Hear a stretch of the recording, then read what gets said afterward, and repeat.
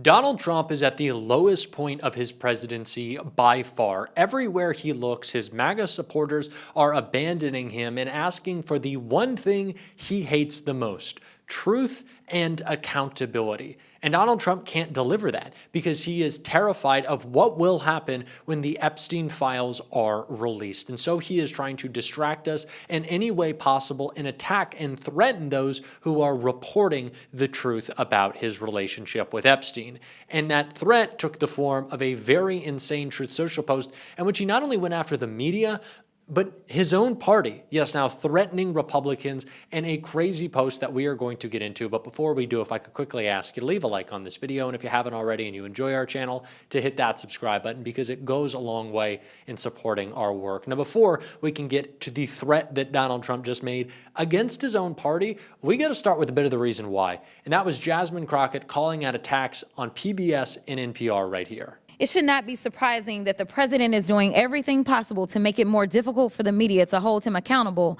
and for the public to be informed about his reckless and illegal behavior. Yet here we are.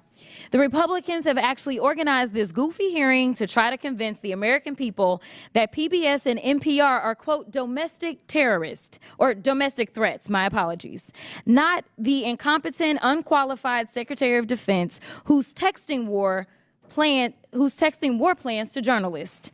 But it's y'all, PBS and NPR, the American people are supposed to be worried about. You can't make this up.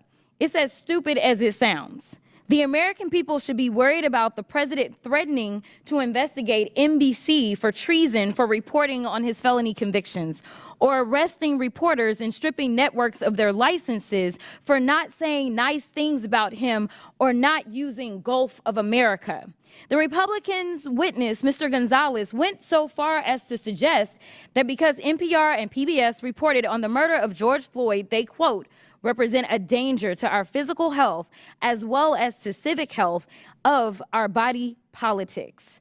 Ms. Mayor, do you think reporting on the murder of George Floyd and highlighting instances of systemic racism is a domestic threat to America? Thank you, Congresswoman. I believe it's our responsibility to report on all issues of interest to the American public. Thank you so much. Ms. Kerger, what about you? I agree. I think it's important for us to report on the important news of the day. So let's talk about the critical role of public media.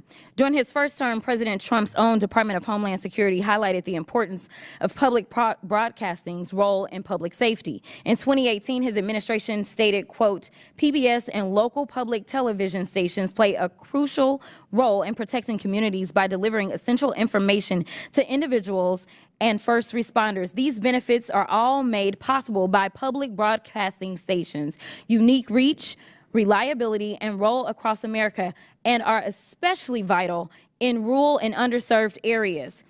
Madam Chairwoman, I would ask unanimous consent. I seek unanimous consent to enter into the record the 2018 Without objection, so ordered.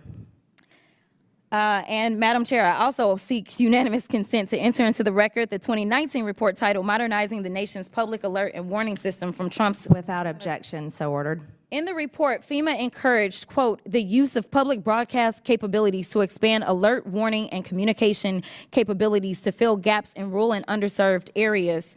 In fact, Georgia Public Broadcasting serves as the official distributor of evacuation route information during state-ordered evacuations, and the chairwoman is here advocating to strip their funding. Look, the DOGE agenda isn't about government efficiency. It's about breeding corruption at the expense of the safety of the American people, particularly Americans living in rural or remote parts of the country. They don't care about public safety. They don't care about emergency management, and they don't care about free speech, all of which are harming American people. In fact, I'm gonna skip off real quick, because they have tried to come for you, Ms. Mayor, and I just want to clarify, you did not work for NPR when those statements were made, did you?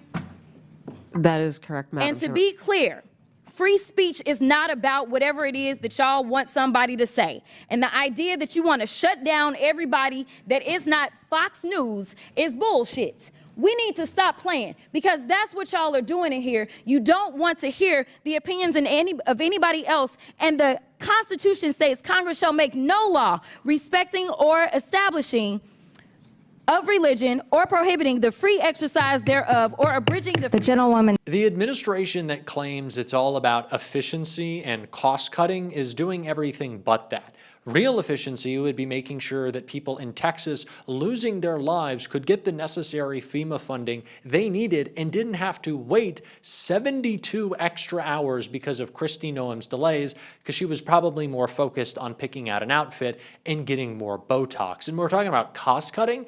The budget for ICE has exploded to the tune of billions of dollars. It is essentially one of the biggest standing militaries in the world right now, and also Donald Trump can do PR stunts.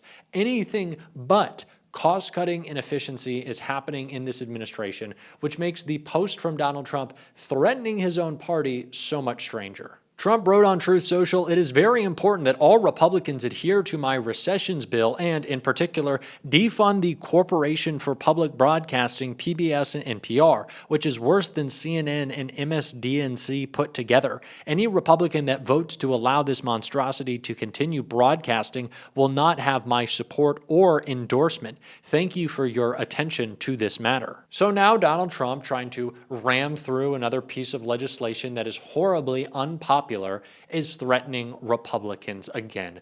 What a shock there. And it's no surprise that Donald Trump is furious with those who report the truth and try to give information to Americans at a period of time in which he wants the media distracted and pretty much gone altogether, including MAGA media that is still sticking with the Epstein story, as they should. And I think they're sticking with it more than anything because they've just now realized how stupid they are. I think, as we previously reported, Donald Trump wishing Ghislaine Maxwell well and potentially giving her a pardon back in 2020 should have tipped them off to this all with a story they care so much about. But I'm glad they're realizing their cognitive dissonance in the fact that they're in a cult now. The pictures of MAGA hats lit on fire in my timeline has been so delicious to watch. But Donald Trump's attacks, his political attacks, don't stop there, because of course he's not only trying to distract us, but intimidate those who are standing up to him. And Jen Psaki broke down all the political games being played at the FBI in a great interview right here. Last week, just before July 4th, former senior FBI special agent Michael Feinberg said he was leaving the agency. And the circumstances just might make your jaw drop. It made my jaw drop when I read the piece. In a piece for Lawfare, he wrote about his departure, saying that at the end of May, he lost out on a promotion after a direct order from FBI Deputy Director Dan Bongino. Feinberg wrote in his piece, "I'd made a terrible mistake. I'd remained friends with someone who had appeared on Kash Patel's enemies list." He went on to say, "Was I accused of any sort of misconduct? No. Didn't matter. I faced a choice. Get demoted or resign." Feinberg's personal friend, Peter Strzok, was a Trump target. So Feinberg was punished at work and had his job taken away because of who he hung out with, outside of work. The two briefly worked together about a decade ago, and Feinberg said his friendship with Strzok began with a discovery that we liked the same bands and shared an interest in trying new restaurants. If the fact that I sang along to "Every Day is Like Sunday" while he stood next to me at a Morrissey concert actually represents an imminent danger to the Bureau's integrity, Feinberg wrote, "Then for the first time in nearly half a century on this earth, I'm truly at a loss for words." Feinberg had been serving his country in a senior role at the agency as the acting head of the FBI field office in Norfolk, Virginia.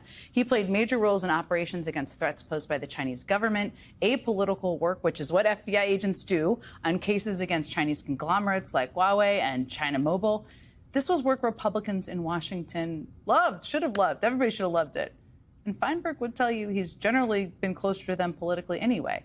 He writes in his piece, "Far from being some sort of leftist deep state operative, my personal beliefs generally lean right.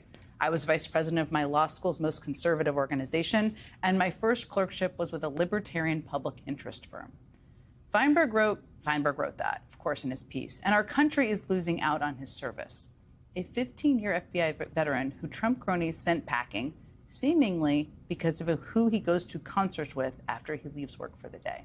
Former senior FBI special agent Michael Feinberg joins me now. You wrote an incredibly compelling piece I encourage everyone to read. I just read some parts from your essay, but what else do you want people to know about the circumstances under which you left the FBI and what do you think it means? The circumstances which drove me from the FBI, which is an organization I dearly love still, and to whose workforce and mission I feel an immense sense of loyalty, The reason the story matters is because it is sort of a shorthand that people can understand that demonstrates how under Patel and Bongino, senior FBI leadership is willing to jettison experience and subject matter expertise in the name of ideological purity or political uniformity. And when you lose that much experience, when you lose that much subject matter expertise, the country, by definition, becomes less safe because there are less people who understand terrorist organizations or foreign intelligence services. That's such an important part of this. And I saw you talk about this a little bit earlier today. I mean, the resources even within the FBI are not unlimited in that, you know, the resources go to different places. If they go, say, toward immigration enforcement, then they don't go to other places. Talk to me a little bit about what that means. We're at a time where there's rising political violence and threats. There are still, there's domestic terrorism is something the FBI obviously focuses on. What should people understand about what that means to have resources moved, to have people with extensive expertise pushed out of the Bureau? So it means a couple of different things. The first is investigative resources in the Bureau, regardless of whether the current leadership is going to admit this, are a finite resource. They're used very much in a zero-sum fashion.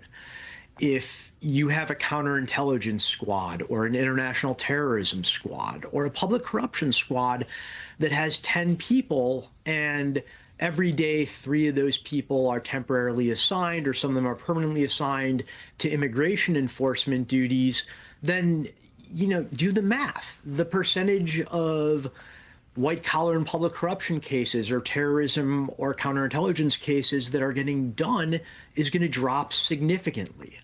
And, you know, national security cases in particular are very long-term projects. You can't just drop them off and pick them up later. They oftentimes take months or years to build, and people not being able to staff them on a regular schedule has a material effect on their outcome. You also talked in your piece, I mean, you were inside the agency for much of the Patel-Bongino era so far, of course, until just about a month ago. You said in your piece that people avoided meeting one-on-one to make sure there's an audience for whatever they say, which should be alarming to people. This is the Trump administration. Distract and intimidate. That is what they are all about, which only makes it that much more important that those of us in the independent media continue to report and share the truth. It's what we're going to be doing on this show. And if you want to support that, as always, you can hit that subscribe button, leave a like on this video, and if you stuck around to the end, drop a blue heart in the comments. And until next time, I'll see you soon.